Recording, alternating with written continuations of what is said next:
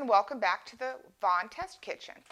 Today I'm talking cookies, chocolate chip cookies, oatmeal coconut chocolate chip pecan cookies, and much more. But I'm not focused today on a specific recipe. I'm sure that you all have your favorite chocolate chip cookie dough recipe or your favorite oatmeal cookie recipe.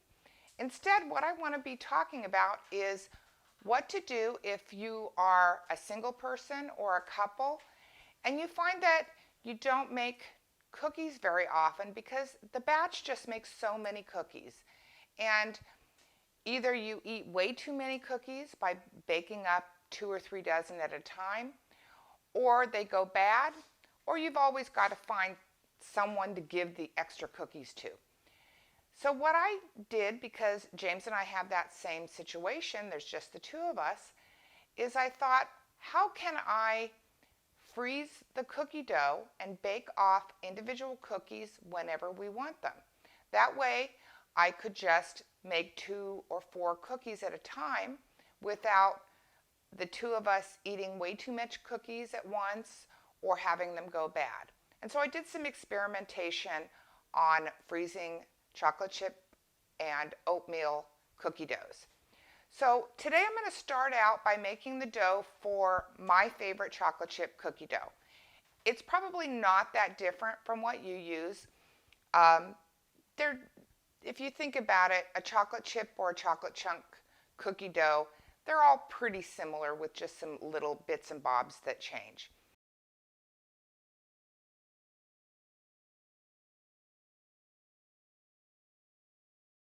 So I have in here my cold unsalted butter.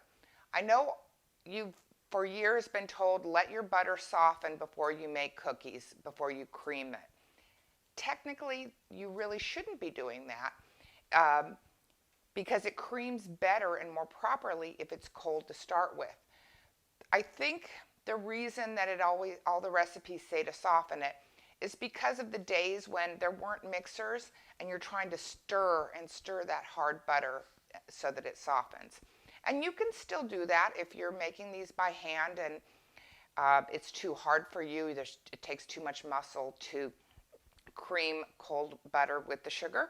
But if you've got a mixer, start out with the cold butter and it'll work very well. So in my mixer, I have the cold unsalted butter, I have granulated sugar, and I have dark brown sugar. So I'm just going to cream that for a few minutes until it becomes light and fluffy.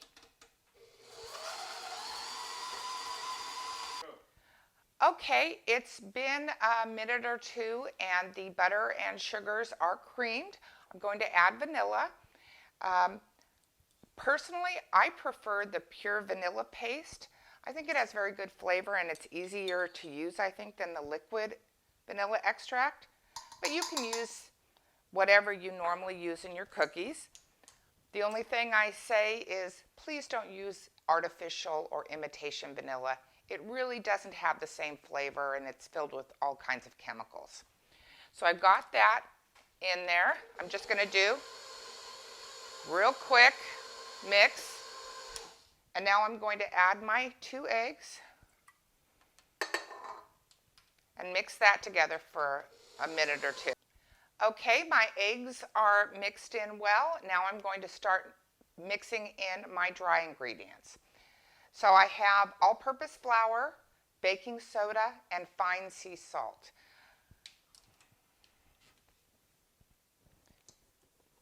And I like to put it in 2 batches and of course start out slow on the mixer so the flour doesn't fly everywhere.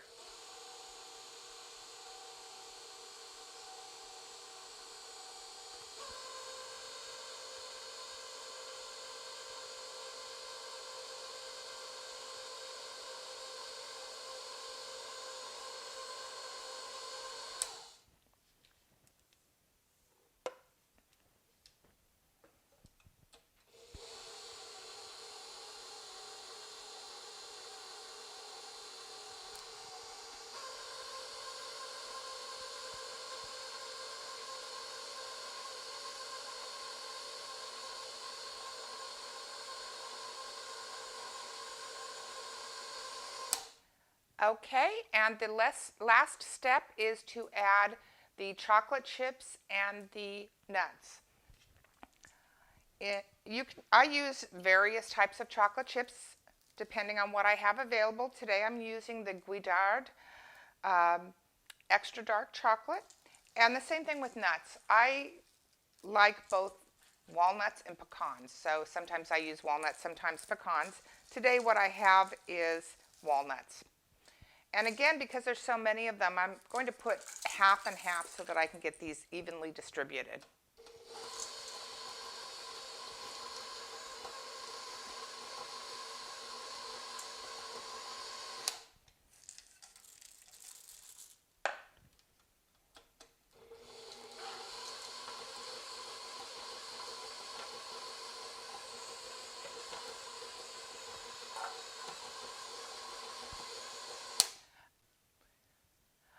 Okay, so our cookie dough is ready, and now I'll show you how I prepare it to freeze.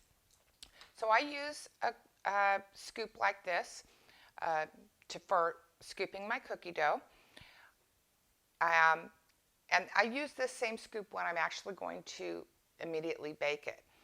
And when I originally thought about freezing cookie dough, I thought about those slice and bake cookie dough logs from the supermarket. I thought, oh yeah, I'll do that. I'll just form it into a log and freeze it. The problem is, while it's fairly easy to slice those straight out of the fridge, from the freezer, not so much. So then I decided to try freezing the dough in individual cookie ball portions. So I have this. I like relatively large cookies, not giant, but not real tiny. You can use a smaller scoop if you prefer smaller cookies. So I just scoop this out, and I have a half sheet pan lined with parchment paper, and I just scoop them onto that tray. Now, you're not going to be baking these from this tray. You're just going to be doing the initial freeze. So you can have these very close together as long as they're not touching.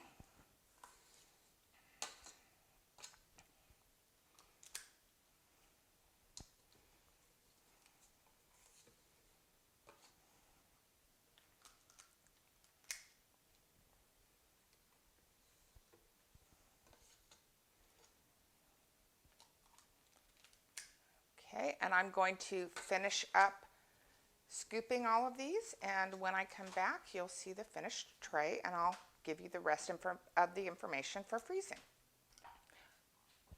Okay, so I've scooped out all my dough onto the parchment-lined baking sheet. I ended up with, I believe, 30 cookie balls. What I'll do next is I'll put the entire sheet pan uncovered into the freezer for several hours, generally about 2 to 3 hours, until these become solid and they can easily be pulled off of the parchment paper and they're not quite as sticky. And then I'll put all of the frozen cookie balls into a gallon Ziploc bag, seal that up, put it back in the freezer. Then whenever James and I want chocolate chip cookies, all we have to do is take a few of those cookie balls out of the Ziploc bag and bake them up. Basically, the only thing you need to do when you bake them up is allow 2 or so minutes to the baking time. So rather than wait until these are frozen to come back and show you how we bake them, I'll be back in just a moment with some oatmeal coconut chocolate chip pecan cookie dough balls that I made previously, and I'll show you how we bake them up.